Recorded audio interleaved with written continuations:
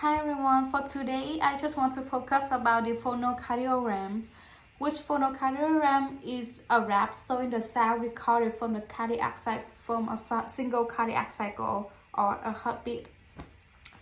Just after the beginning of the QRX complex, where the atrium have contracted or pushed the blood or down to the ventricle through the AV valve.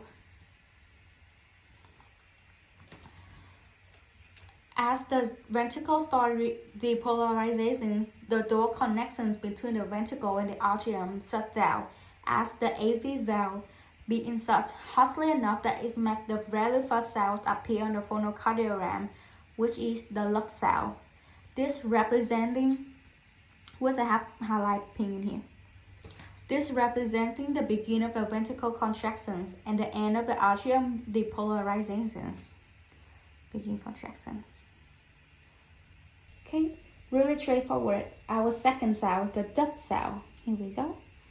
Being made right after the T wave or the beginning of the isovolumic relaxations or the diastole, where all the blood hole in the ventricle have been all pushed out of the body. It is when the semilunar valve or the SV valve have closes again due to the drop of ventricular pressure.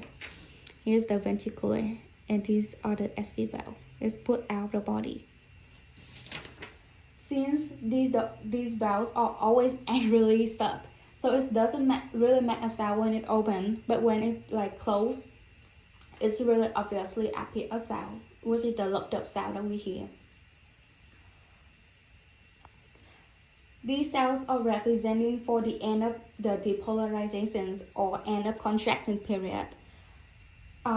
And another fact, as you can see, it took longer for the next loop cell to be created than the dub cell. Since, as you can see, the diastole period, the relaxing period took about 0.7 seconds, 0.7 seconds for the next loop cell to be created. But it only takes 0.3 seconds for the next dub cell to create. So between loop and dub is only 0.3 seconds. But between the dub to another loop or another cardiac cycle to begin, it took 0.7 seconds. So the diastole phase is almost twice as long as the systole phase. I mean, that is it. Thanks for listening. It's about the phonodiagram. It's just the sound that our heart makes during contractions and relaxations or systole and diastole.